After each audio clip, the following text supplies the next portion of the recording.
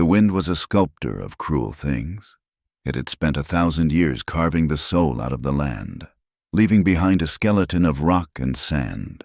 It screamed through wind-scoured canyons, shaping stone into grimacing faces, and swept across sun-baked plains where the heat shimmered like a ghost's last breath.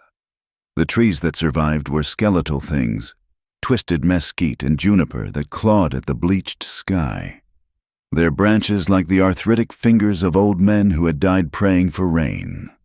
This was a place where survival was not a choice, but a full-time occupation, and it carved its mark deep into the earth and deeper into the men who dared to walk upon it.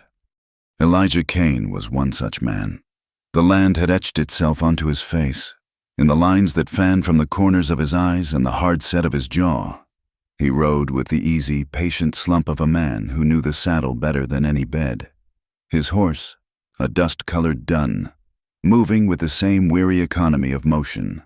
For 5 years, he had tried to outrun the memory of this place, this Red Rock Bluff. He had drifted from Texas cattle drives to Colorado mining camps, seeking a silence that could match the one he carried inside him. But silence was a liar. It did not heal. It only gave ghosts more room to whisper, and the whispers had finally led him home. News traveled on the wind, carried by drifters and freight haulers. It was a snippet of a conversation overheard in a dusty cantina 100 miles south, a mention of Jedediah slain and the trouble on his ranch, the very ranch Elijah had once worked. The name had been a spark on dry tinder, and another name, spoken in pity, had been the flame, Blake. The word had sent a cold dread through him that no desert sun could warm. So he had turned the dun north, back toward the place he had sworn he would never see again. He crested the final rise, and the town lay below, a scattering of weathered wood and adobe squatting under the oppressive, infinite sky. Red Rock Bluff, it hadn't changed. The same lazy curl of smoke rose from the blacksmith's forge. The same false-fronted saloon promised whiskey and forgetfulness. And the same church stood at the edge of town, its steeple a lonely finger pointing toward a heaven that felt very far away. A memory, sharp and unwelcome as a spur in the flank, pierced him. He saw the church not as it was now, but as it had been 5 years ago, its windows glowing with lamplight on a Sunday evening. He smelled the scent of milled lumber and wax, and he heard the clear, unwavering voice of Preacher Blake delivering a sermon on damnation. But it was not the preacher he remembered most. It was the daughter, Mariana Blake. He saw her in the front pew, her hands folded primly in her lap, her dark hair coiled in a simple bun at the nape of her neck. She had a stillness about her, a quiet grace that seemed a world away from the grit and noise of Red Rock Bluff. He had been a rough hand then, working Slane's ranch, a man of dust and sweat who had no business looking at a preacher's daughter. But he had looked all the same. He saw the way her eyes, the color of a twilight sky, would find his when her father was not looking. He remembered the secret smiles they exchanged across the town square, small, stolen things that felt more precious than gold. He remembered the feel of her hand in his, the one time he had been bold enough to take it. They were hidden behind the livery, the air thick with the smell of hay and leather. Her fingers had been so delicate in his calloused palm. They had not spoken a word. They did not need to. In that silent moment, a promise had been made. A future imagined where a righteous cowboy and a preacher's daughter could find a small piece of this hard land to call their own. The memory soured, curdling into the fight that had followed. Her father had found them. Preacher Blake, a man whose faith was as hard and unyielding as the surrounding rock, had seen sin where there was only unspoken love. The words had been ugly. He is a godless man, a drifter. He will drag you into the dirt with him. Elijah, young and proud, had not backed down. He had spoken of his intentions, his respect for her, but the preacher had seen only the grime under his fingernails and the weariness in his eyes. The final blow had not come from the preacher, but from Jedediah Slane. Elijah had made a deal with the rancher to buy a small parcel of land, a place for him and Mariana. But Slane, a man who collected power the way other men collected coin, had reneged. He had seen the way Elijah looked at the preacher's daughter and had wanted to break him for sport. "A man like you owns nothing, Cain," Slane had sneered. "Not land, not pride, not another man's daughter." Elijah had known then that to stay would be to bring ruin upon her. Slane would have hounded them, and her father would have condemned them. So he had done the only thing he thought he could do to protect her. He had ridden away in the dead of night, without a word, without a goodbye, carrying the weight of her imagined tears like stones in his heart. He had thought he was saving her. He was a fool. He urged the dun down the slope and into the main street. The town felt smaller, meaner. Men who had once greeted him with a nod now averted their gazes. Women pulled their children a little closer as he passed. He was a ghost here, a reminder of something they all preferred to forget. He swung down in front of the livery, the stiffness in his bones a testament to the long ride.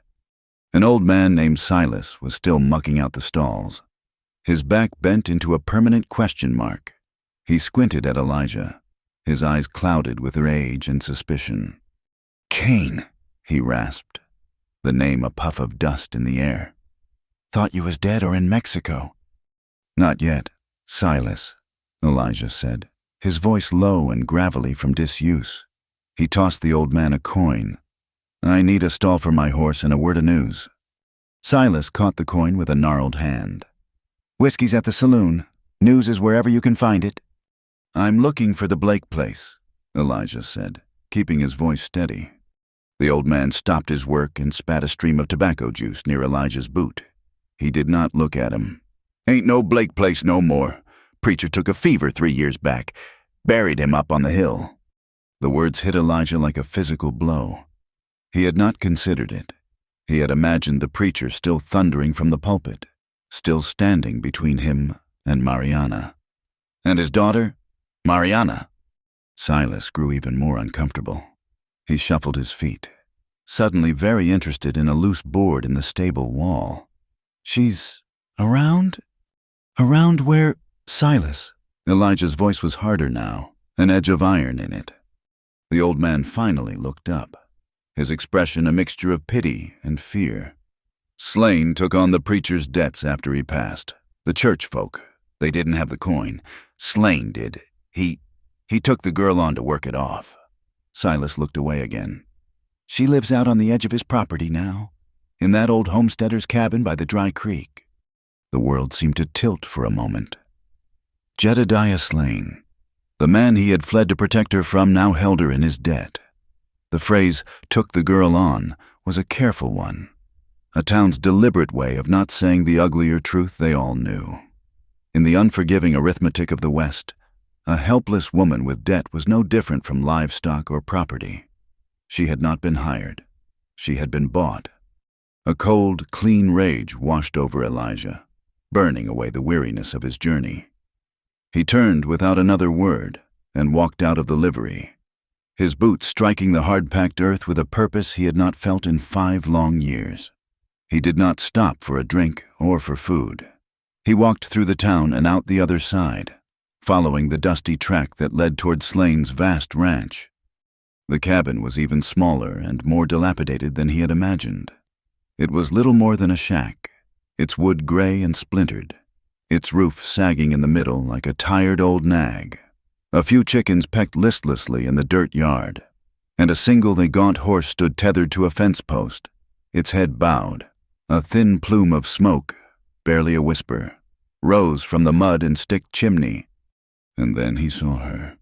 She was by the well, her back to him, wrestling with a heavy wooden bucket. This was not the girl he remembered. Her dress was coarse, faded burlap, patched at the elbows.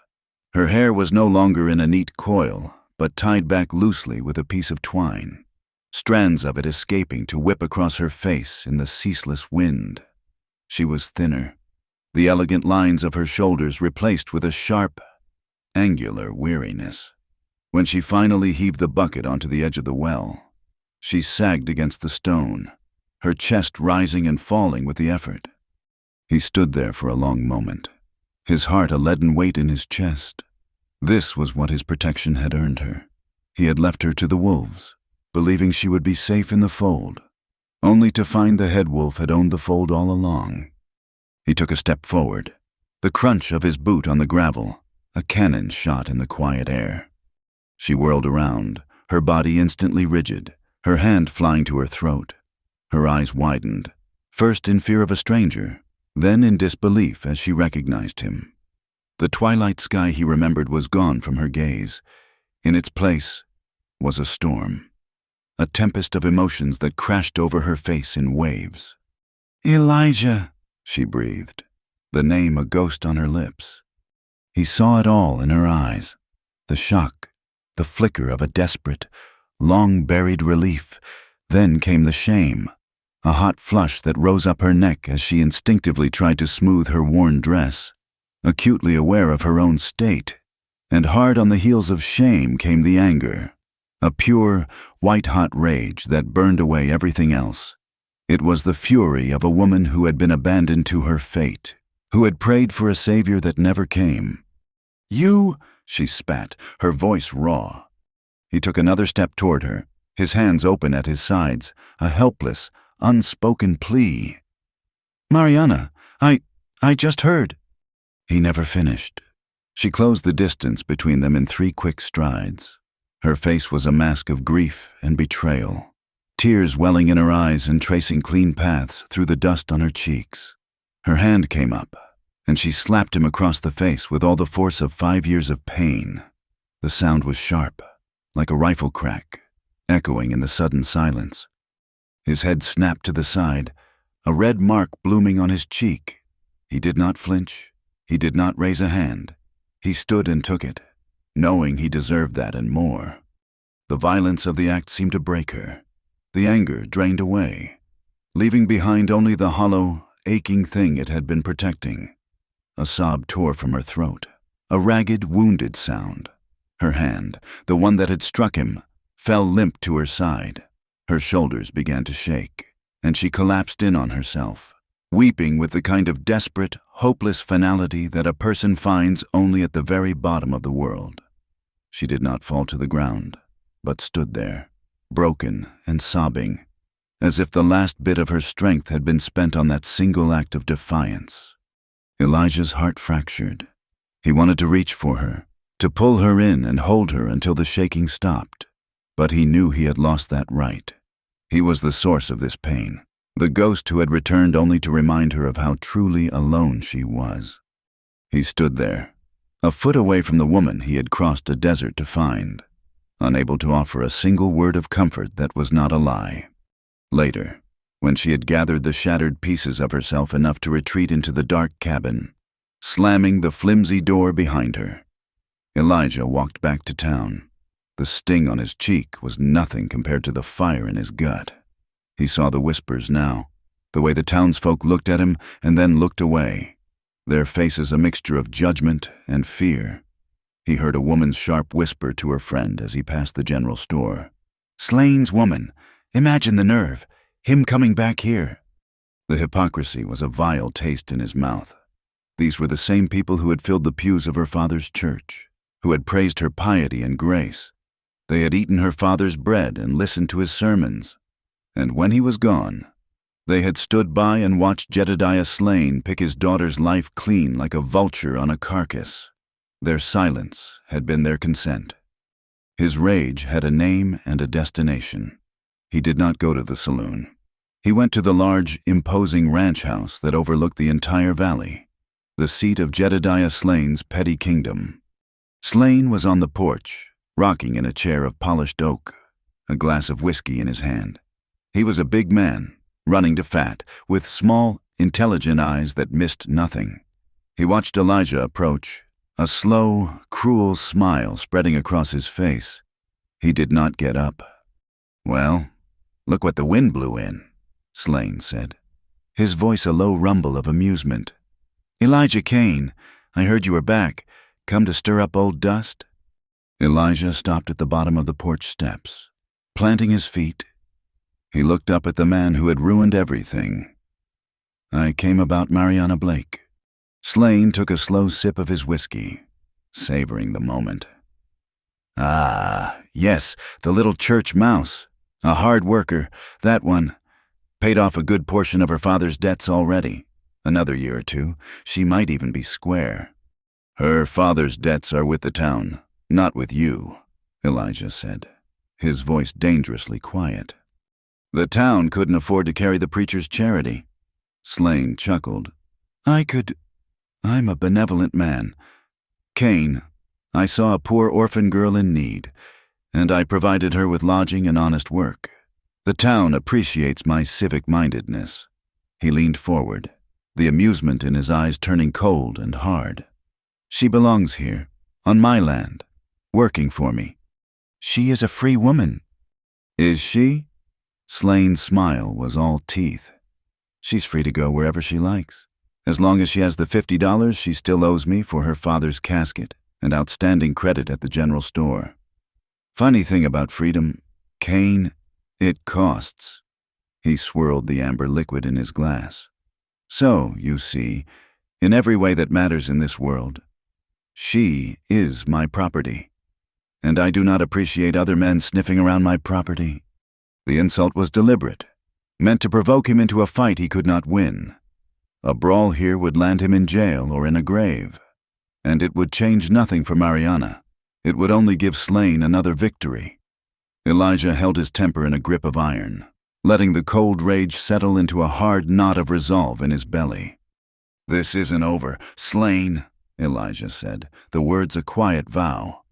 Jedediah Slane leaned back in his chair and laughed, a loud, ugly sound that echoed in the evening air. "Son, for you and her, it was over 5 years ago. You just weren't smart enough to know it." Elijah turned his back on the laughing man and walked away, the setting sun casting his long shadow before him. He did not look back. The fight would not be won with fists or guns. Not yet. Slane was right about one thing. In this part of the world, freedom had a cost, and as Elijah walked toward the dying light, he swore to himself that he would pay it, no matter what it took. The next morning, Elijah returned to Slane's ranch house. He did not wait for an invitation, but walked straight to the porch where the rancher was, as always, holding court in his oak chair. This time, Elijah carried a small, heavy leather pouch in his hand. He stopped before the steps and held it up. The coins inside made a dull, promising clink. $50, Elijah said, his voice flat and devoid of emotion. "And another 50 for your trouble. Let her go. Slane, her debt is paid." Jedediah Slane looked from the pouch to Elijah's face, and a slow, deeply satisfied smile spread across his features. He made no move to take the money. He savored the moment, letting the silence stretch, enjoying the sight of Elijah Cain standing before him, offering to buy the woman he had once tried to win for free. $100, Slane mused, steepling his thick fingers over his belly. "That is a handsome sum for a drifter. Must have taken you a long time to save that up.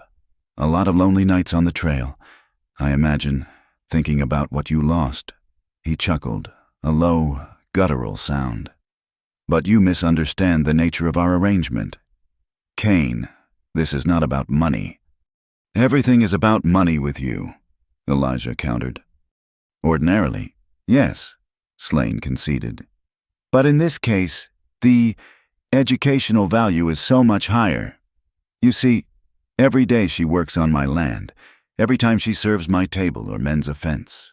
She is a lesson to this entire valley, a lesson about what happens when a man overreaches, a lesson about what happens to a proud woman with no one to protect her." He leaned forward, his small eyes glittering with malice. "And now, with you back, the lesson is even better. She is a living, breathing reminder of your failure. Why would I sell that for a mere $100? It is priceless." The pouch in Elijah's hand felt impossibly heavy. He knew then that no amount of money would ever be enough. Slane was not a merchant. He was a collector of misery, and he had no intention of parting with his most prized possession. Keep your money. Cain, Slane said, waving a dismissive hand. Or better yet, drink it away. It is the only comfort you are like to find in this town. Defeated for the moment, Elijah turned away. He was halfway back to town when a figure emerged from a copse of cottonwood trees by the creek. It was Mariana. She must have been watching, waiting. She hurried toward him, her face pale with a fear that was more for him than for herself. "You have to leave, Elijah," she said, her voice a frantic whisper. She kept her distance, as if afraid to be seen too close to him. "You cannot win against him. You do not know what he is like." "I have a good idea," Elijah said grimly. "No, you do not," she insisted, her eyes wide and haunted. "He is a snake. He will not fight you face to face. He will wait until you are asleep. He will have one of his men put a knife in your back or a bullet in your horse on a narrow trail. He will ruin your name. Have you run out of town for a crime you did not commit? He will not just beat you. He will destroy you, and he will enjoy every moment of it." Her breath hitched. "I have seen what he does to men who cross him. Please, just go. Forget you ever saw me." The plea in her voice was genuine, a raw cry of terror, but underneath it, he heard something else, the dead, hollow sound of resignation. She no longer believed that men who promised to protect her could do anything but bring more ruin. He had been the first to teach her that lesson. "I am not leaving you here," he said, his voice quiet but absolute. A bitter, humorless smile touched her lips. "Protecting me? You tried that once. Look where it got me." She turned and fled back toward her cabin before he could reply, a broken bird seeking the shelter of a broken cage. Her words followed him, shadowing his steps. He could not protect her then, and he could not protect her now. The thought was a burr under his saddle, chafing him raw. That night, as he sat by a small, lonely fire on a ridge overlooking her cabin, the past came for him. But it was not his own past he was seeing. It was hers. He imagined the night her father died. The memory was a patchwork of things she had told him in those stolen moments 5 years ago, now stitched together with the grim thread of what he knew had happened since. The preacher had been a strong man, his faith a fortress, but a fever respects no man's piety.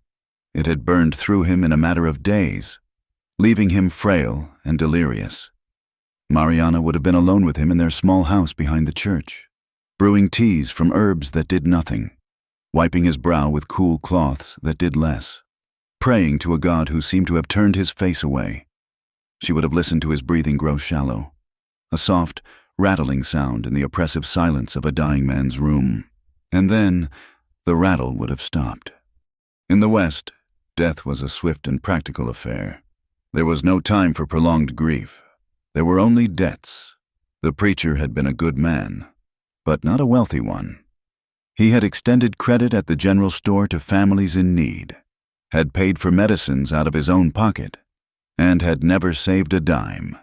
His final expenses, the casket, and the digging of the grave, were the last entry in a ledger that was already deeply in the red. The town's sympathy was a thin blanket against a blizzard of reality. The church elders convened. They spoke in low, somber tones of their respect for the preacher, but their hands remained firmly in their pockets. The collection plate could not cover it. They wrung their hands and offered prayers. And then Jedediah Slane had stepped in. It would have been a public performance, likely right on the steps of the general store.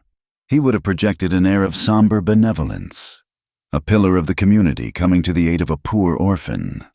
He would have announced to the gathered townsfolk that he was personally assuming all of Reverend Blake's outstanding debts.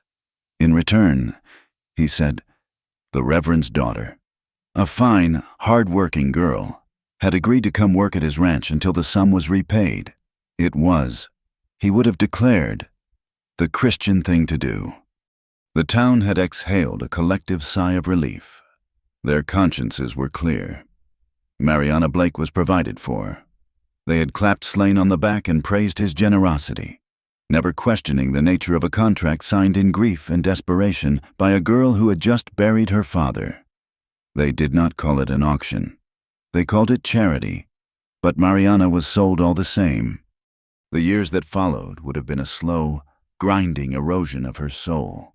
She, the preacher's daughter, who had been the town's symbol of purity and grace, was now the property of its most corrupt man. She would have traded her simple but respectable dresses for burlap and coarse wool. Her hands, once soft, would have become chapped and calloused from scrubbing floors, hauling water, and tending a garden that fed Slane and his men.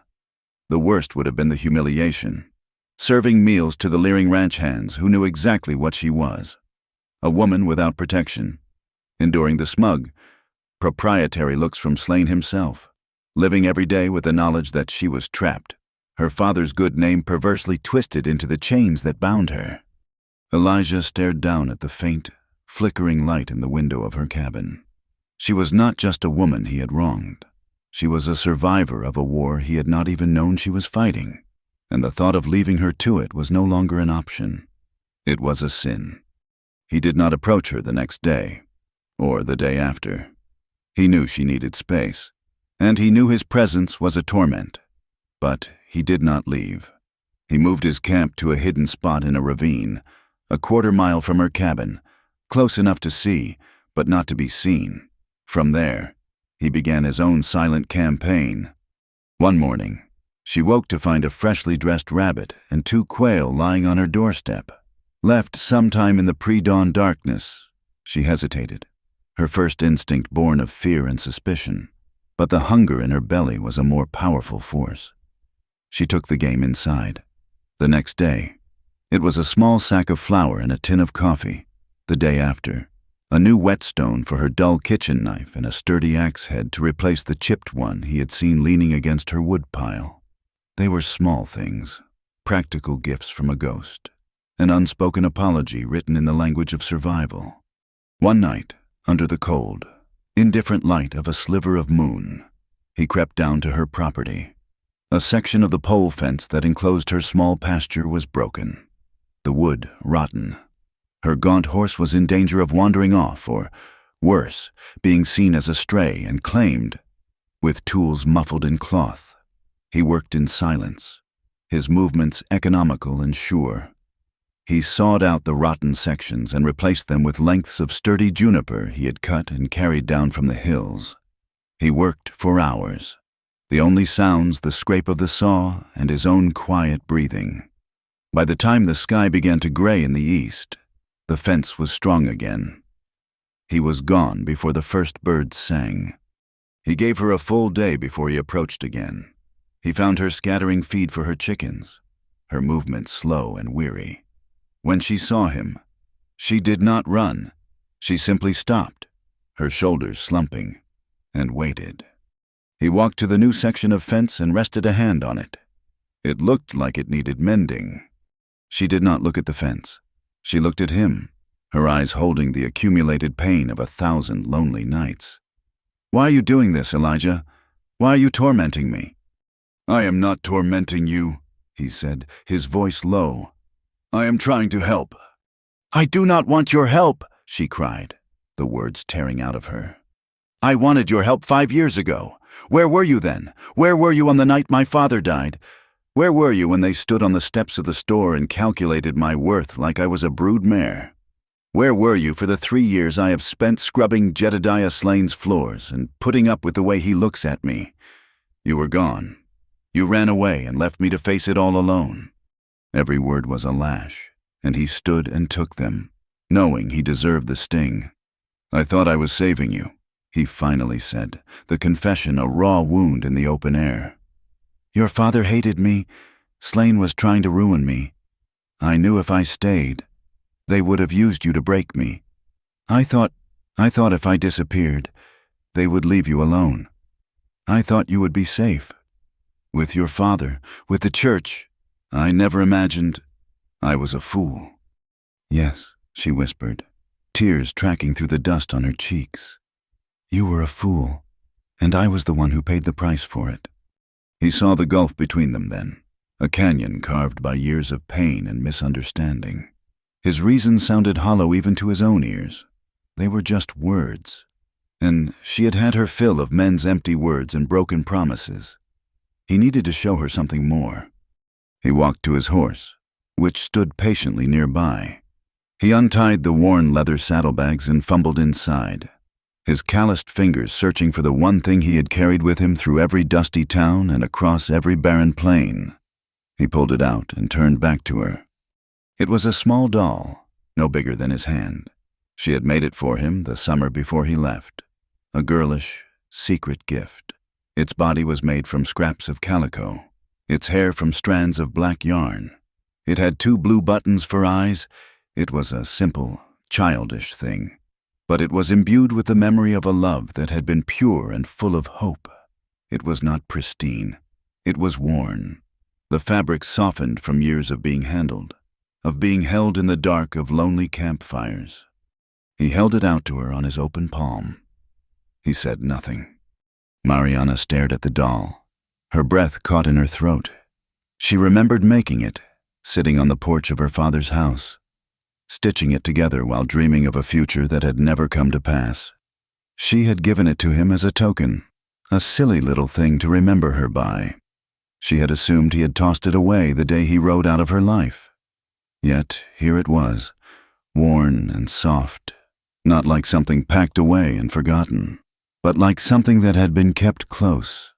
The sight of it did what her anger and his words could not. It broke through the wall she had built around her heart. It was a tangible piece of evidence that he had not forgotten, that in all his wandering, some small part of him had still belonged to her. A great, shuddering sob escaped her lips. It was a sound of utter and complete heartbreak. The doll was not a comfort. It was a testament to how much they had both lost. She did not take it from him. She turned, her face crumpling, and fled into the dark sanctuary of her cabin. The door shut with a sound of terrible finality. Elijah stood there, the doll still in his hand. The sun was setting, painting the cruel landscape in shades of orange and purple. A cold wind began to blow down from the high plains. He could get on his horse and ride away. He could leave her to her grief, just as he had done 5 years ago. But he was not the same man he had been then. He walked slowly to her cabin and stood by the door. He did not knock. He did not call her name. He knew she needed to be alone, but he also knew she should not have to be. He slid down the rough-hewn wall and sat in the dirt, his back against her door.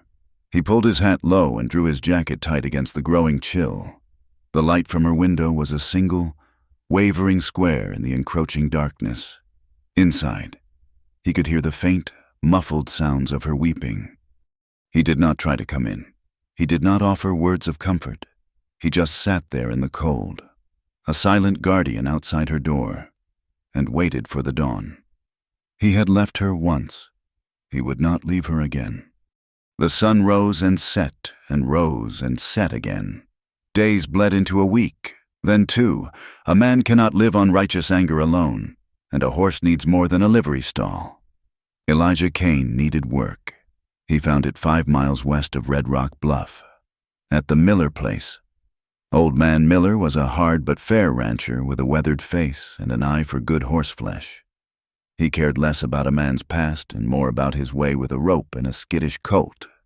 Elijah took the job wrangling horses. It was hard, dusty work that started before dawn and ended long after dusk. And it suited him. The physical exhaustion was a balm, a way to quiet the furious hum in his mind. He worked with a silent, focused intensity that Miller appreciated. He had a way with the animals, a patience that seemed to spring from a deep well of stillness within him. He could gentle a wild-eyed Mustang with a low murmur and a steady hand. Seeing the fear behind the fight, the other hands, a rough and wary bunch, initially kept their distance. They knew who he was and why he was back, but respect in a bunkhouse is earned through competence, not conversation. When they saw the way he worked, the quiet skill in his hands, the whispers softened. He was no longer just the fool who came back for Slane's woman. He was Cain, the man who knew horses. He was slowly, patiently, rebuilding a name for himself, one hoofbeat at a time. For Mariana, these weeks were a time of profound and painful confusion. She was a woman caught in a cross-current, torn between the bitter resentment that had been her only companion for 3 years and a fragile, tentative warmth she was terrified to acknowledge. The memory of him sitting outside her door all night was a persistent ghost. It was a foolish, pointless gesture. Yet it was also the first time in years she had not felt utterly and completely alone in her misery. She tried to hold on to her anger. It was a shield, a familiar weight. When she would find a bundle of freshly chopped firewood stacked neatly by her door, she would scowl and tell herself it was a gesture of guilt, not care.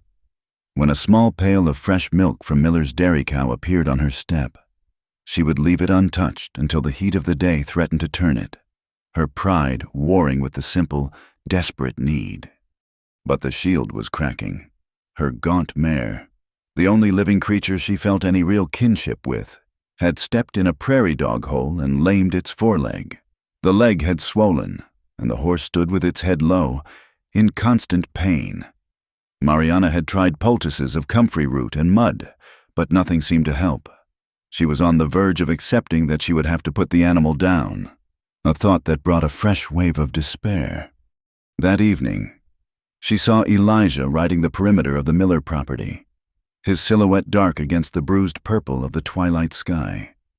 He was not looking her way, but she knew he was aware of her, just as she was always, achingly, aware of him. Pride was a luxury she could no longer afford. She walked to the fence line that separated Slane's land from Miller's and waited. He saw her and guided his horse over, his face unreadable in the dim light. "Her leg," Mariana said, her voice small, a stranger in her own throat. "My mare, I think it is broken." He said nothing, just swung down from his horse in one fluid motion. He followed her to the small, lean-to stable. He ran his expert hands down the mare's swollen leg, his touch firm but gentle. The horse, which had shied from Mariana's clumsy attempts, stood still for him, sensing his confidence. "It is not broken," he said after a long moment. "A bad sprain. She needs to be kept off it, and the swelling needs to come down." He looked around the barren yard. "You need cool water and clean cloths, and boiled linseed to make a proper poultice." She looked down at her chapped hands. "I have no linseed." "I will bring some," he said simply.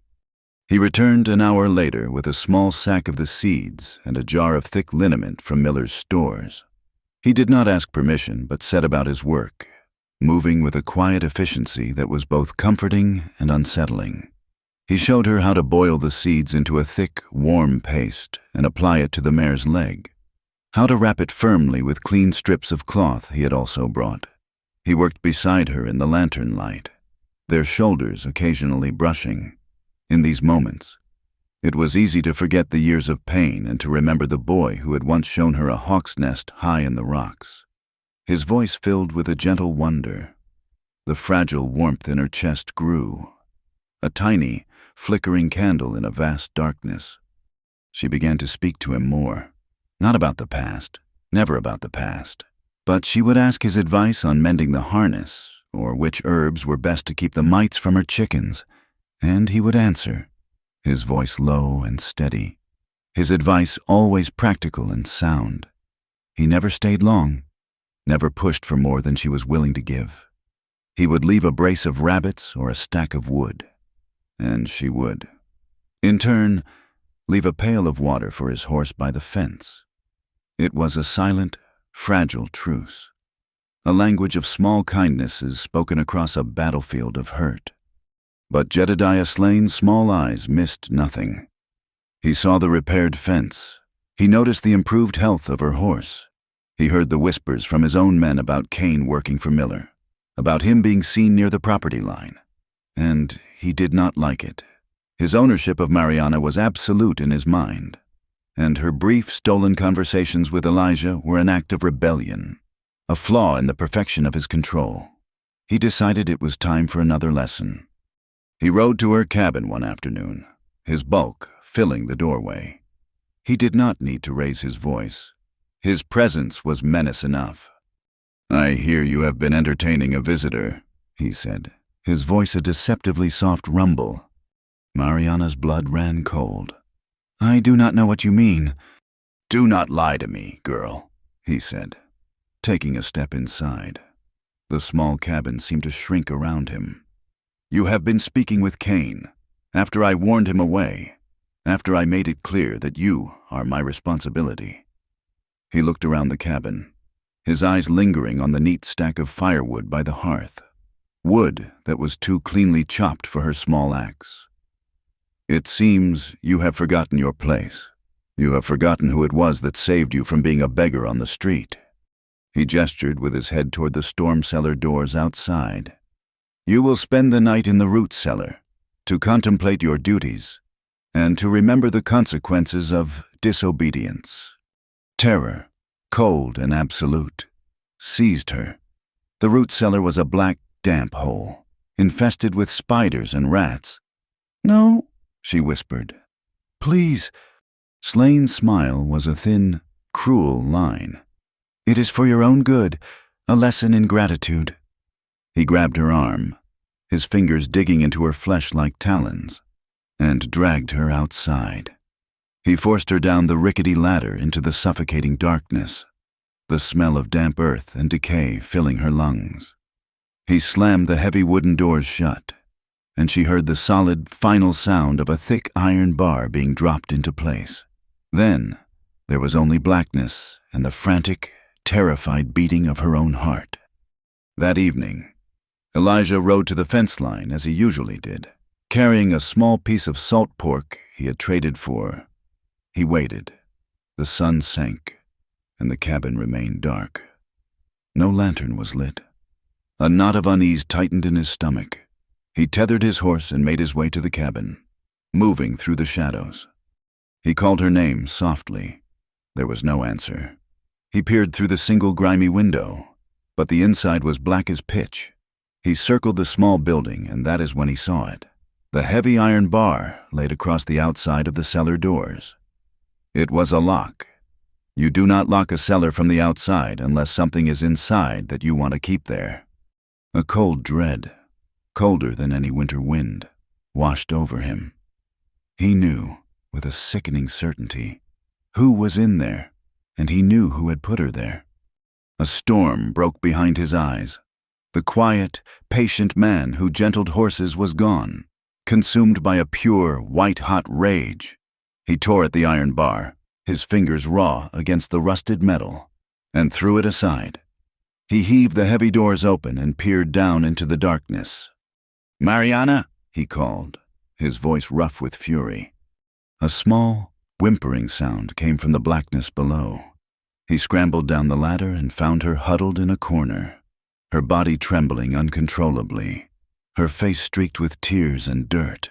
He gathered her up in his arms. She was as light as a child, and carried her up into the clean, cold night air. He took her inside the cabin and lit the lantern with a shaking hand.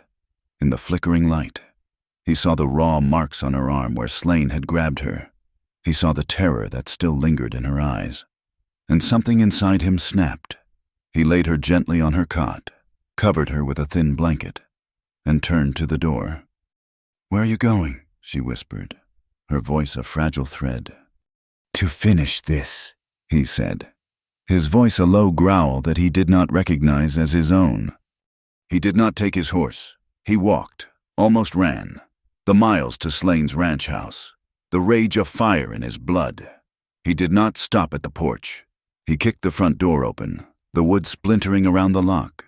Slane was in his study, a decanter of whiskey at his elbow. He looked up, first in surprise, then with a slow, amused smile as Elijah advanced on him. "To what do I owe the—" Slane began, but he never finished the sentence.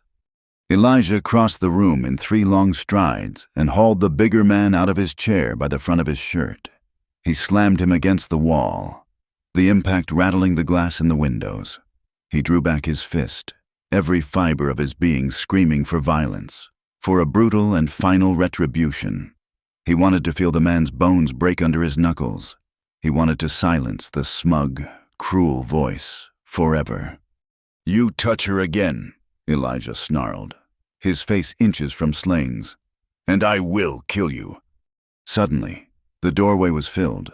It was the town sheriff, a man named Brody, his face pale and his hand resting on the butt of his pistol. Two of Slane's ranch hands were behind him, their expressions grim. "Let him go, Cain," the sheriff said, his voice strained. "Do not be a fool." "He locked her in a root cellar all night," Elijah roared, shaking Slane like a rag doll. The sheriff's eyes flickered to Slane, a hint of disgust in his gaze, but it was quickly replaced by a weary pragmatism. "And if you kill him, you will hang for it. What good will that do her? He owns half this town, and he has the judge in his pocket. Let him go. This is not the way." Elijah's arm trembled with the effort of holding back. He looked into Slane's eyes and saw no fear, only a triumphant, mocking amusement. Slane knew he was untouchable. The sheriff was right. To kill him would be to sign his own death warrant and leave Mariana more alone than ever before. With a guttural cry of pure frustration, Elijah shoved Slane away. The big man stumbled back, catching himself on his desk, a look of pure hatred now replacing the amusement. "Get out of my house, Cain," Slane hissed, straightening his shirt. "And stay off my land. All of it." The sheriff escorted Elijah out, his hand on his arm. "You are a fool to have come back here," Brody said quietly once they were outside. "You cannot win this fight. Not like this." Elijah shook him off and walked away, the rage still burning in him. Now, with no place to go, he returned to Mariana's cabin like a thundercloud, his fury mixed with a terrible, impotent despair. She was sitting up on the cot when he entered, her arms wrapped around herself. She looked at his face, at the raw knuckles where he had splintered the door, and she knew where he had been. Her expression was not one of gratitude, but of sheer terror. "What have you done?" she whispered. "He will kill you now." "Let him try," Elijah said, his voice ragged. He paced the small room like a caged animal. "I should have killed him." "And then what?" she cried, tears starting in her eyes again. "They would hang you, and he would be gone, but I would still be here, all alone. Is that how you protect me, Elijah? By getting yourself killed?" Her words stopped him cold. He looked at her, truly looked at her, and saw the depth of her fear. It was not just fear of Slane. It was the deeper, older fear of being abandoned yet again. He had left her once to save her. Now she was terrified he would leave her again, this time in a coffin. His anger, his pride, his need for violent justice, it was all for nothing. It was not what she needed. He sank to his knees before her, his body trembling with the force of his spent rage and his crushing desperation. He looked up at her, his face a raw mask of anguish. "Then tell me what to do," he pleaded, his voice breaking. "I do not know how to fight him. I cannot buy you. I cannot beat him. But I will not leave. I will not." He reached out and took her hands, his grip desperate. "Chain me if you need to. Tie me to the bed. Lock the door. Just do not send me away again." The words hung in the air. A raw, unconditional surrender. He was offering her the very thing Slane had used to punish her. Chains, locks, a prison. But from him, the offer was not of bondage, but of absolute, unwavering loyalty. A sob broke from her lips, the sound of a wall that had been crumbling for weeks finally giving way completely. The tears streamed down her face, but they were not the tears of terror she had shed in the cellar. They were tears of a different kind, of a pain so deep it had no name.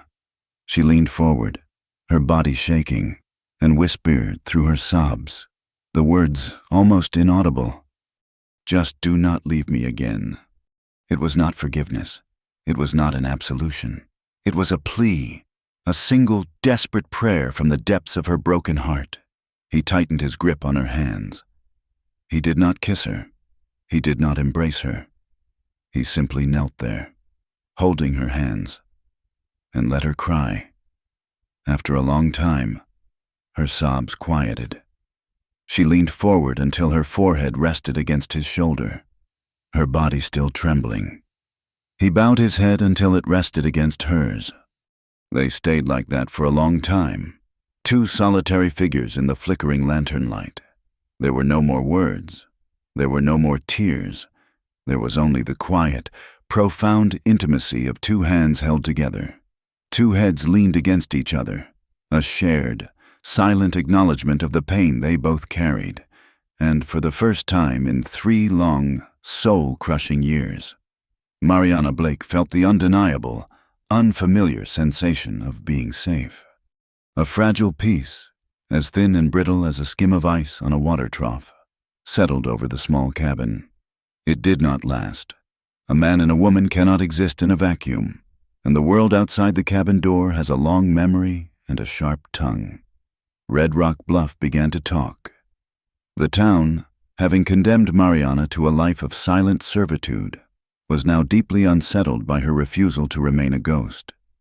The rumors swirled like dust devils on the main street, born of whispers behind cupped hands and sharp, knowing glances over laundry lines. To some, she was a fallen woman, a harlot brazenly taking up with the very man who had ruined her in the first place. The women of the church, who had once praised her quiet piety, now spoke of her with a venomous pity, clucking their tongues and thanking the Lord their own daughters had been raised with a stronger moral compass. 2 others, the men who frequented the saloon and understood the brute currency of power in their world. She was simply damaged goods, a broken toy Slane had tired of that Cain was foolish enough to pick up. A few, a very small few, felt a flicker of shame, a disquiet in their souls. But it was a quiet, private thing, easily smothered by the louder chorus of condemnation. Mariana felt the weight of their judgment like a physical blow. When she had to go into town for flour or salt, the whispers followed her, a sibilant, invisible cloud. The women would pull their skirts aside as if her shame were a contagion. The men would watch her with a new, speculative gleam in their eyes, their gazes stripping away the thin layer of dignity she fought so hard to maintain. She was torn apart by it. A part of her, the preacher's daughter who had been raised to value her name above all else, was consumed with a hot, scalding shame. But another part, a harder, sharper part, forged in the crucible of Slane's cruelty, was filled with a helpless, burning anger. She had done nothing wrong. She had survived, and they hated her for it, for being a living reminder of their own silent complicity. Elijah saw it all. He saw the way her shoulders tensed when they rode to the market. He saw the way her eyes fixed on the ground, refusing to meet the accusing stares. He saw the tremor in her hands as she paid for her goods. And he knew that quiet gestures and secret kindnesses were no longer enough. Her reputation had been destroyed in public. It could only be rebuilt in public. Her barn, a dilapidated structure of rotting planks and a sagging roof, was a testament to her struggle, a public symbol of her poverty and neglect. One morning, Elijah rode up not to the fence line, but directly into her yard. He did not come in the dead of night, but in the full, unforgiving light of day. He brought with him a wagon loaded with fresh lumber, nails and tools he had borrowed from Miller. Mariana came to the cabin door, her face a mask of alarm. "What are you doing? People will see." "That is the point," he said simply. He stripped off his shirt, his back and shoulders a landscape of sun-browned skin and lean muscle, and set to work. The sound of his hammer was a proclamation, each blow echoing across the flat, open land, a clear and deliberate challenge to the town. He worked all day. People on the road to town would slow their wagons, staring in disbelief. A small crowd of boys gathered at a safe distance to watch. By midday, half of Red Rock Bluff knew that Elijah Cain was rebuilding the barn of Jedediah Slane's woman. He worked with a steady, relentless rhythm, ignoring the stares, his focus absolute. He tore off the rotten planks, squared up the leaning frame, and began nailing new, clean boards into place. Mariana watched him from the cabin window, her heart a tumultuous sea of fear and a strange, fierce pride. Every hammer blow seemed to strike a blow against the whispers, against the shame that had held her captive. He was not hiding his association with her. He was advertising it, building it into a solid structure of wood and nails for all the world to see. The following week, he insisted on riding with her to the Saturday market. "A woman should not have to travel that road alone," was all he said. She argued, her voice tight with fear of the spectacle it would cause. But he was immovable. They rode into town side by side, Elijah on his sturdy dun, Mariana on her mended mare. It was as if they had parted the Red Sea. The usual bustle of the street fell quiet. Conversations stopped. People turned and stared, their faces a mixture of shock, scorn, and raw curiosity. Mariana felt 100 pairs of eyes on her, and her first instinct was to shrink, to look away. But then she looked at Elijah. He sat tall in the saddle, his gaze fixed straight ahead, his expression calm and resolute. He was a solid, unshakable wall of certainty beside her, and she found herself drawing strength from it. She lifted her chin a fraction of an inch and met the stares. She would not let them break her, not while he was beside her. Jedediah Slane saw it all. His spies in town were numerous, and the news of the barn and the ride to market reached him before the dust had even settled. His fury was a cold, patient thing. Elijah Kane's public defiance was a direct challenge to his authority, an insult that could not be ignored. But he knew attacking Elijah directly was what the man wanted. It was better, cleaner, to strike at the source of the problem. He cornered Mariana a few days later, catching her as she returned from the creek with 2 heavy buckets of water. He seemed to materialize from the shadows of the cottonwoods, his bulk blocking her path. "He is a persistent fool," Slane said without preamble, his voice low and menacing. "And you are an ungrateful one." Mariana's heart hammered against her ribs, but she stood her ground, her knuckles white where she gripped the bucket handles. "I owe you nothing." A humorless smile twisted his lips. "You owe me your obedience. I have been patient with you. I have allowed you certain liberties. But my patience is at an end." He took a step closer, invading her space, his shadow falling over her. "You will send him away. You will tell him to leave this valley and never come back.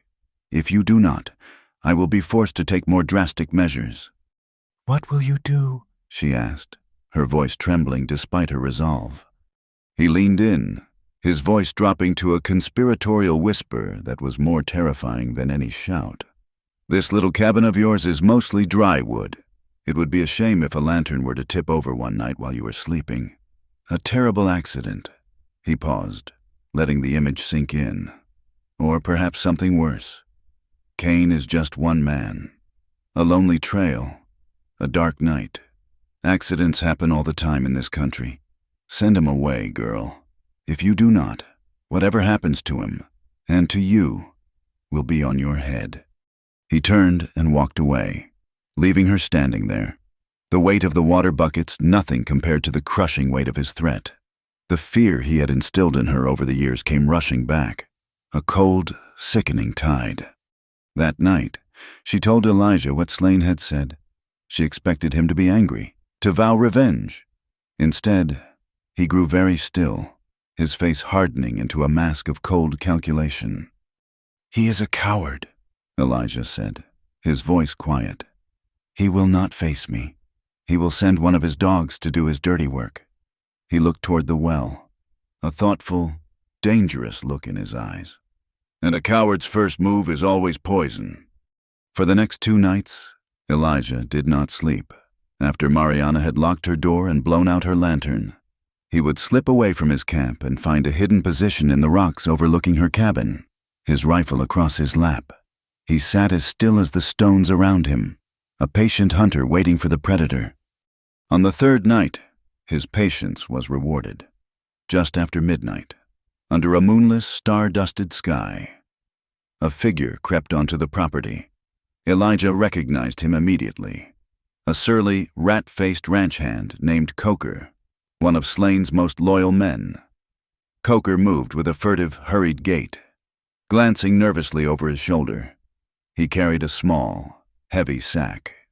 He went directly to the well, lifted the wooden cover, and began to untie the sack. Elijah moved. He did not shout. He did not fire his rifle.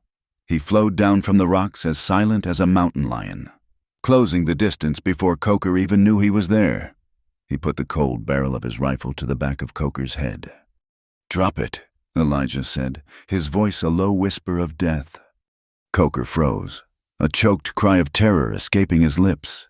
The sack, filled with a caustic white powder, fell from his nerveless fingers and split open, spilling its contents onto the dirt. Elijah tied the man's hands tightly behind his back with a length of pigging string, gagged him with his own neckerchief, and hauled him to his feet. He did not take him back to the cabin. He slung the terrified man over the saddle of his own horse and led him directly to town, arriving just as the first gray light of dawn was breaking. He did not stop until he was in front of the sheriff's office. He dismounted, dragged the whimpering Coker off the horse, and kicked open the door. Sheriff Brody was asleep on a cot in the back. He awoke with a start, reaching for his gun. "What in God's name?" Brody began, blinking in the dim light. Elijah shoved Coker into a chair and threw the partially empty sack of poison on the sheriff's desk. "I caught him pouring this into Mariana Blake's well," Elijah said, his voice cold as a grave. "He works for Jedediah Slane." The sheriff stared from the poison to Coker's terrified, gagged face, and then to Elijah's grim expression. All the weariness of the world seemed to settle on Brody's shoulders. He knew what this meant. This was not a rumor or an accusation.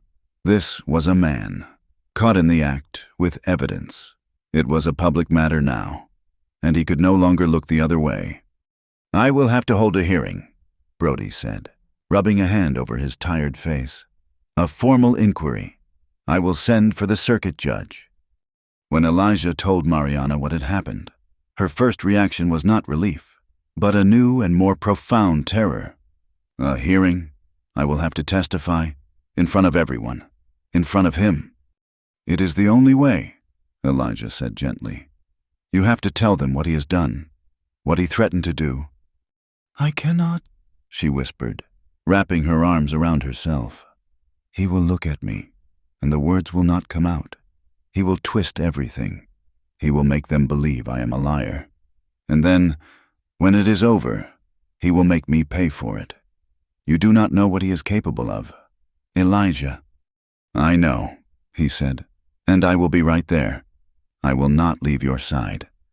But she was inconsolable, her body shaking with a fear that was bone deep, a fear conditioned by years of abuse and intimidation. Testifying in public felt like offering her throat to the wolf. That night, he found her sitting in the dark, staring into the cold ashes of her hearth. The hearing was 2 days away, and she was being consumed by her own terror. He knelt before her, just as he had done that other night, and took her cold hands in his.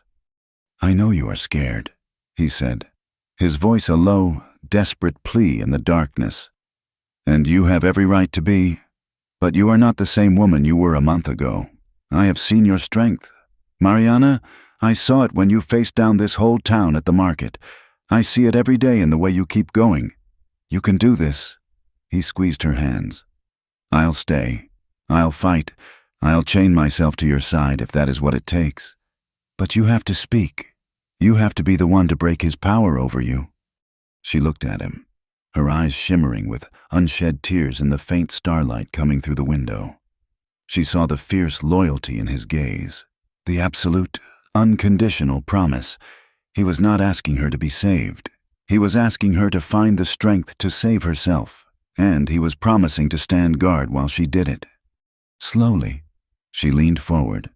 He met her halfway. Their first kiss was not a passionate explosion, but a quiet, tentative discovery. It was as soft as a prayer, a tender, slow press of lips that spoke of shared pain and fragile hope. It was a question asked in a language older than words. But just as he felt her begin to respond, to soften in his arms, she pulled back, her breath hitched, and a single tear escaped, tracing a silver track down her cheek. "I cannot," she whispered, her voice thick with a sorrow that broke his heart. "I am not whole yet." He looked at her, at the beautiful, broken woman before him, and his heart filled with a love so powerful it ached. He gently brushed the tear from her cheek with his thumb. "Then let me love what is left," he replied. The hearing was not held in a proper courthouse, for Red Rock Bluff was too small and insignificant for such a grand structure. Instead, the town convened in the saloon. The long bar cleared of whiskey bottles and wiped clean. The poker tables pushed against the walls to make room for rows of benches. The air, usually thick with the smell of stale beer and sweat, was now heavy with something else. The electric, palpable tension of a community forced to sit in judgment of itself. The place was packed. Every rancher, shopkeeper, blacksmith, and churchgoer was there, their faces a gallery of avid curiosity, grim judgment, and nervous anticipation. The circuit judge, a man named Hargrove, was a gaunt, weary-looking man with a drooping mustache and eyes that had seen too much duplicity to be easily impressed. He sat at a makeshift bench, a law book and a gavel his only props of authority. To his left sat Sheriff Brody, looking deeply uncomfortable. To his right, at a table he had brought himself, sat Jedediah Slane. He was dressed in a fine black coat, his large frame exuding an air of complete and utter confidence. He leaned back in his chair, a smug, knowing smirk playing on his lips as he surveyed the crowd. His crowd, secure in the knowledge that power, not truth, was the final arbiter of justice in this town. Mariana sat on a simple wooden chair facing the judge. Her hands were clenched so tightly in her lap that her knuckles were white. Her dress, though clean and mended, was still the same coarse, faded wool, a stark contrast to the finery of the women in the front rows. Elijah stood directly behind her chair. He did not sit. He stood as solid and immovable as a granite boulder, his arms crossed over his chest, his eyes fixed on Slane. He was her shadow, her shield, a silent declaration that she was not alone. The proceedings began. Sheriff Brody gave a brief, factual account of finding Elijah with Coker and the sack of poison. Coker himself, looking small and terrified, was called to testify. Under the judge's sharp questioning, the ranch hand's loyalty to Slane crumbled. He confessed, his voice a miserable whine, that Slane had ordered him to poison the well, telling him to scare the girl, teach her a lesson she will not forget. Slane's lawyer, a slick man from a bigger town, tried to paint Coker as a disgruntled employee with a personal grudge. But the damage was done. The first crack in Slane's armor had appeared. Then Judge Hargrove turned his tired eyes to Mariana. "Miss Blake," he said, his voice surprisingly gentle, "please tell the court, in your own words, about your arrangement with Mr. Slane." This was the moment. Mariana felt 100 pairs of eyes on her, dissecting her, judging her. Her throat went dry, the words catching like burrs. She could feel Slane's gaze on her, cold and proprietary, and the old, conditioned fear threatened to swallow her whole. Her voice, when it came, was a trembling, fragile whisper. "After my father passed," she began, and her voice failed her. Behind her, Elijah shifted his weight. It was a tiny movement, but she felt it, a subtle reminder of his presence. "I am here. I will not leave."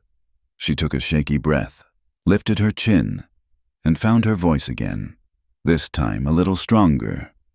"After my father passed, I was left with his debts. The town, the church, they could not help." She did not look at the faces of the elders, but she felt their shame. "Mr. Slane offered to pay what was owed. He told everyone it was an act of charity." A murmur went through the crowd. "And in return?" the judge prompted. "In return, I was to work for him until the debt was paid. He said it was $50. Her voice grew stronger now, fueled by the injustice of it all. "But the debt never seemed to get smaller. Every time I needed flour, or a new pair of boots, he would add it to the tally, at twice what it cost in the store. He told me the cabin I lived in was part of his charity, and he added a rent to my debt that I could never hope to pay off. It was not a job, Your Honor. It was a life sentence. Did he ever threaten you? Mariana's gaze finally met Jedediah Slane's. His smirk was gone, replaced by a look of cold fury. The fear was still there, a cold knot in her stomach, but for the first time, her anger was stronger. Yes, she said, her voice clear and ringing now, carrying to every corner of the saloon. He did. He was angry that Mr. Kane had returned. He was angry that he was helping me, that he was speaking to me. He told me I had to send him away. She took a breath, the memory of his whispered threat chilling her to the bone. He told me that if I did not, my cabin could have an accident with a lantern, or that Mr. Kane could have an accident on a dark trail. He told me whatever happened would be on my head. Slane shot to his feet. That is a lie. The girl is a hysterical little liar, in league with this drifter to steal my property. Silence. Judge Hargrove's gavel cracked down, the sound sharp and final. You will sit down, Mr. Slane, or I will have the sheriff escort you to a cell to cool your heels. You will have your turn. Slane sat, his face purple with rage, but he was quiet. The spell of his power was breaking. The town was seeing not a benevolent patriarch, but a common bully. Mariana finished her testimony. She spoke of the years of humiliation, of the leering ranch hands, of the constant grinding fear that had been her daily bread. She spoke not as a victim demanding pity, but as a woman stating the simple, unvarnished truth of her existence. When she was done, a profound silence filled the room. The judge looked from Mariana's pale, resolute face to Slane's furious one. He had seen this story 100 times in 100 dusty towns. He cleared his throat. The arrangement between Miss Blake and Mr. Slane, he declared, his voice carrying the weight of the law, is a clear case of debt peonage, which is illegal in this territory. The contract, if it can even be called such, was entered into under duress and is hereby declared invalid and void. He let that sink in before delivering the final blow. Furthermore, the plot of land her cabin sits on was part of her father's original church parsonage, not Mr. Slane's property. His claim to it is fraudulent. Any debt Miss Blake may have owed is considered paid in full by her years of forced servitude. She is a free woman, and Mr. Slane is ordered to have no further contact with her. A collective gasp went through the saloon. It was a total victory, more than anyone had dared to hope for. Mariana felt a wave of dizziness, as if a great weight had been lifted from her soul so suddenly that she might float away. She reached back, and her fingers found Elijah's hand. He squeezed it, his grip firm and steady, anchoring her to the earth. The town did not erupt in cheers. It split down the middle like a log under an axe. On one side were the faces of shame, the church ladies who had whispered about her. The men who had stood by now looked away, unable to meet her gaze. On the other side were the hard, resentful faces of Slane's employees and those whose fortunes were tied to his. They glared at Mariana and Elijah with open hostility. They had not seen justice. They had seen their world upended. Jedediah Slane did not wait to be dismissed. He shoved his chair back with a screech, shot a look of pure, unadulterated hatred at Mariana and Elijah, and stormed out of the saloon, his heavy boots pounding on the wooden floor. The threat in his eyes was more potent than any he had spoken aloud. This was not over. It had just begun. That night, the sky was a black, moonless velvet, and the air was still and cold. Elijah had taken a small, abandoned line shack on the far edge of Miller's property as his own. It was not much, a single room with a cot and a stone hearth, but it was a place to call his. He sat by his small fire, a sense of grim satisfaction warring with a deep-seated unease. He knew Slane. The man's pride was a venomous, living thing. A public humiliation like the one he had suffered today would demand a spectacular and terrible vengeance. The smell hit him first, the acrid, unmistakable scent of smoke where there should be none. He stood up, his senses on high alert, and then he saw it. A faint, angry orange glow in the direction of his shack. A moment later, another glow, brighter and more terrifying, bloomed against the night sky from the direction of Mariana's cabin. He did not hesitate. His own shack did not matter. He sprinted toward the light from her property, his heart pounding with a cold, sickening dread. As he cleared a small rise, the scene from his nightmares lay before him. Her new barn, the one he had built with his own hands, was engulfed in flames. Fire roared from its windows and licked up the walls, a hungry, living beast consuming the symbol of their new beginning. And then he heard it, a high, terrified scream that was not human. It was the sound of her horse, trapped inside. He saw Mariana by the well, a silhouette of pure horror against the blazing backdrop.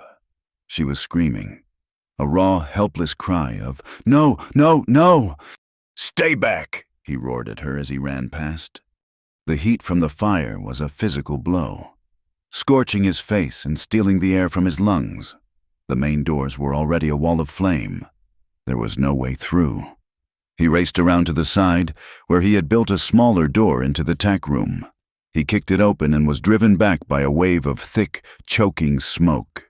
He ripped his neckerchief off, plunged it into the water trough, and tied it over his nose and mouth. He took a deep breath of the cleaner air and plunged inside. It was hell. The smoke was a black, blinding fog, burning his eyes and lungs. Sparks rained down from the ceiling, and the roar of the fire was a deafening thunder. He could hear the horse screaming, a sound of pure panic, and the thud of its hooves as it kicked frantically against its stall.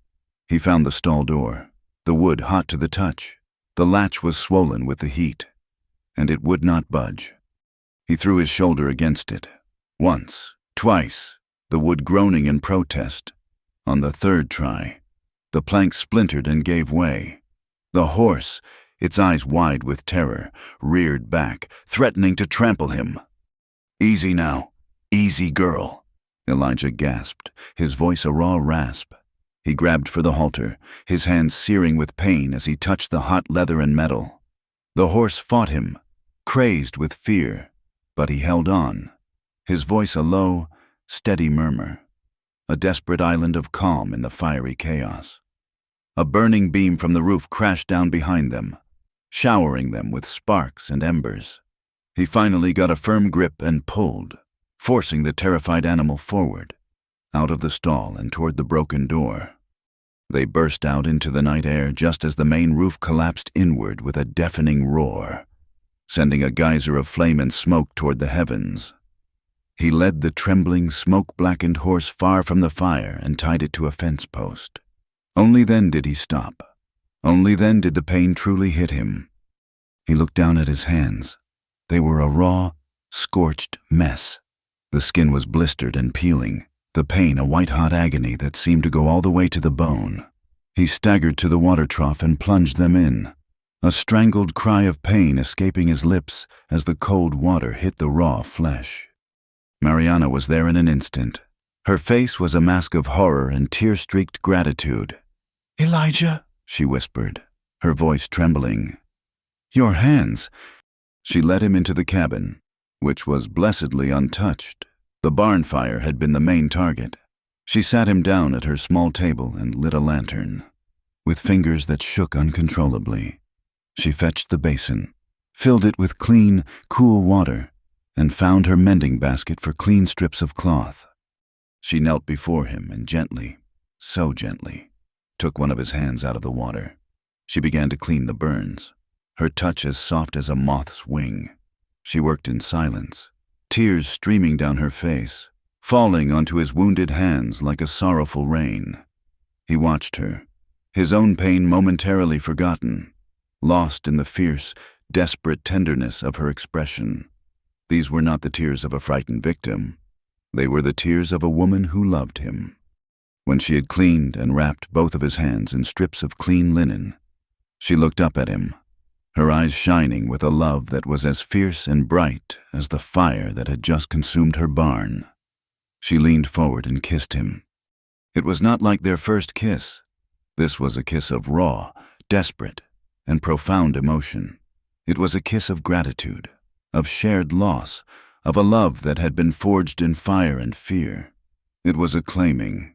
She poured all of her pain, all of her fear, and all of her hope into it. When she finally pulled away, she pressed her forehead against his, her breath warm on his lips. "You never left," she whispered, her voice thick with tears. "Not really." And in that moment, he understood. The doll, the mended fence, his presence at the hearing, the rebuilt barn. They were not apologies for leaving. They were proof that in his heart, he had never gone. Later, in the quiet darkness of the cabin, with the smell of smoke still clinging to the air and the dying glow of the fire visible through the window, they came together. There was no savior and no victim. There was only a man with scarred hands and a woman with a scarred heart. He unwrapped the bandages, and she kissed the burned skin, her touch a healing balm. He traced the faint lines of hardship on her face and kissed the places where her tears had fallen. They moved with a slow, tender reverence, learning each other's scars, finding solace in each other's broken places. It was a quiet, desperate, and beautiful coming together, a final, profound act of reclamation. In the ruins of what they had lost, in the ashes of their past, they finally, truly, found their home in one another. They were not two halves of a whole. They were two whole, scarred people, strong enough, finally, to love. The morning after the fire, the world was painted in shades of gray. A cold, greasy ash covered everything, a fine powder of ruin that clung to the air and tasted of loss. The sun rose into a hazy sky, its light diffused and weak, as if it, too, were in mourning. Where the barn had stood, there was now only a blackened, skeletal frame, a rib cage of charred timbers open to the sky. The smell of burnt pine and sorrow was overwhelming. Mariana stood by the well, her arms wrapped around herself, staring at the wreckage. Last night, in the dark intimacy of the cabin, she had found a strength she never knew she possessed. But in the stark, unforgiving light of day, despair was a cold and creeping thing. They had lost so much. He had lost so much. His own small cabin, a place he had just begun to call his, was a pile of smoldering embers across the valley. Elijah came to stand beside her. His bandaged hands were held stiffly at his sides, a constant, visible reminder of the night's violence and his sacrifice. He did not look at her, but at the ruins. "It is just wood and nails," he said, his voice a low rumble. "We can get more wood and nails." It was the simplest of statements, yet it was everything. It was a promise, a plan, a refusal to be defeated. It was the foundation of what they would become. And so, they began to rebuild. The work was a slow, arduous, and painful process, both for his body and for their spirits. His hands were a torment. The burns were deep, and even the simplest task sent waves of fire up his arms. Mariana had to do most of the heavy work at first. She learned to swing an axe, her movements clumsy and inefficient, but growing stronger with each passing day. She cleared the debris, her face smudged with soot, her muscles aching with a fatigue she had never known. But they were not alone. The fire, and Mariana's testimony, had finally broken the town's long silence. The shame that had been a private flicker in the hearts of a few had kindled into a quiet but determined flame of community action. The first to arrive was Old Man Miller. He showed up in his wagon, which was loaded not with condolences, but with tools, a keg of fresh water, and a basket of bread and salt pork from his wife. He did not say much, just tipped his hat and set to work alongside Mariana, showing her the proper way to brace a corner post. Soon, others followed. The blacksmith, a burly man who had always been a silent observer, arrived with a crate of newly forged nails and hinges. 2 ranchers from the next valley over, men who respected Miller and despised Slane's tyranny, came with their sons and spent a day helping to raise the new frame. Even a few of the church women, their faces etched with a quiet repentance, came with food and bandages, their actions a silent apology for their previous judgment. They worked together, a small, determined band of builders under the vast, indifferent sky. Elijah, unable to do the heavy lifting, became the architect. He would direct the work, his voice steady, his eyes seeing the finished structure in his mind. He taught Mariana how to measure twice and cut once, how to drive a nail straight and true. And as she worked, he would tend to her, bringing her water, rebandaging his own hands so he could help her steady a long beam. His presence a constant, reassuring warmth at her back. Physically, they were rebuilding a barn, but emotionally, they were rebuilding their faith in other people, and in each other. Every nail hammered into new wood was an act of defiance. Every shared meal with their new allies was a testament to their resilience. They laughed sometimes, small, weary sounds of shared purpose. They worked until their bodies ached, and at night, they would fall into bed, and he would hold her, his bandaged hands a gentle cage around her, and they would sleep the deep, dreamless sleep of the righteous and the exhausted. The shift in the town's allegiance did not go unnoticed by Sheriff Brody. He was a practical man, a man who understood the currents of power. For years, the current had flowed from Jedediah Slane. Now, it was beginning to flow away from him. The public hearing, the attempted murder, the brazen act of arson. It was too much. The townsfolk, emboldened by Elijah's courage and their own stirring consciences, began to pressure him. They wanted justice. They wanted the shadow that had loomed over their valley for so long to be removed. 1 week after the fire, Sheriff Brody, flanked by 2 newly deputized ranchers, rode out to Jedediah Slane's ranch. They found him on his porch, rocking in his chair as if it were any other day. He watched them approach, his face a mask of contemptuous disbelief. "Brody," Slane sneered, "have you come to arrest my horse for kicking over a lantern?" "I have come to arrest you, Jedediah," the sheriff said, his voice flat. He held up the warrant. "For arson, for conspiracy to commit murder, and for a list of other things I am sure the judge will be very interested to hear about." For the first time, Slane's composure cracked. A flicker of pure, unadulterated shock, followed by a wave of apoplectic rage, crossed his face. He started to rise from his chair, his hand moving instinctively toward the pistol tucked in his belt. "I would not do that if I were you," Brody said, his own gun already drawn and steady. Slane froze. He looked from Brody's determined face to the grim expressions of the 2 ranchers beside him. He saw it then. The tide had turned. His power, built on fear and intimidation, had evaporated in the face of a simple barn raising. He was no longer the king of Red Rock Bluff. He was just a criminal. With a low, guttural snarl, he raised his hands. They put him in irons and led him away, leaving his grand ranch house suddenly empty and silent. With the money he had saved, the $100 he had once offered for Mariana's freedom, Elijah bought a piece of land.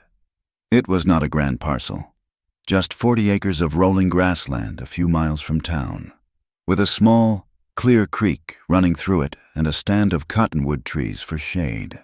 It was a place a man and a woman could build a life. He took Mariana there one evening. As the sun was setting, the new barn was almost finished, and his hands, though still scarred, were healing. He had the deed, fresh from the judge's office, in his pocket. He stood with her on a small rise overlooking the land, the long golden light of sunset washing over them. "It is not much," he said, his voice quiet, "but it is ours." She looked out over the land, a slow, wondrous smile spreading across her face. It was the most beautiful place she had ever seen. He pulled the deed from his pocket and handed it to her. "I want you to have it," he said. "It is in your name, all of it." She looked at him, confused. "But it is for us." He took one of her hands, his scarred fingers lacing through hers. He looked directly into her eyes, his gaze steady and filled with a love that was as solid and real as the ground beneath their feet. "For years," he said, his voice thick with emotion, "Slane treated you like property, like you belonged to the land, to him. I need you to know that you do not belong to anyone. You are free. This land, it is just dirt and grass. It is yours. But me." He brought her hand to his lips and kissed her knuckles. "I belong to you, not the land." Tears welled in her eyes. It was the most profound declaration of love she could ever imagine. He was giving her not just land, but ownership of herself. He was giving her the power, the freedom that had been stolen from her. The next day, she rode into town alone. She went to the judge's office, the deed clutched in her hand. When she returned that evening, she found Elijah by the creek, skipping stones across the water. She sat beside him and handed him the deed. He unrolled the parchment. At the bottom, next to her beautifully written signature, was another name, forged in a careful, slightly clumsy imitation of his own hand, Elijah Kane. He looked at her, his brow furrowed in a question. She gave him a small, brilliant smile, her eyes dancing with a light he had not seen since they were boy and girl. "Chains go both ways, Cowboy," she said softly. Slane's arrest did not mean the end of his influence. His two sons, brutish young men cut from the same cruel cloth as their father, were not about to let their family's empire crumble. They gathered a handful of the most loyal and ruthless of Slane's ranch hands, men who were now out of a job and full of whiskey and resentment. Their plan was simple and direct: ambush and kill the man who had caused their downfall. Elijah was ready.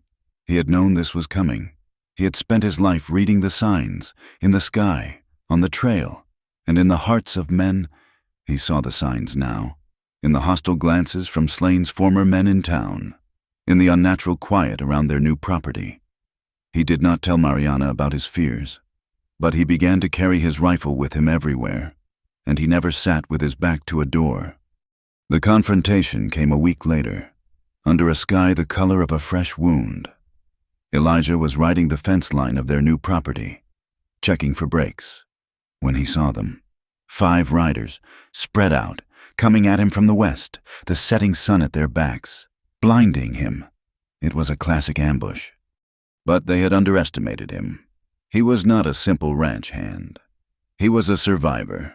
He wheeled his horse and spurred it toward a rocky outcropping, a natural fortress of stone and juniper. He slid from the saddle, using his horse for cover, and raised his rifle.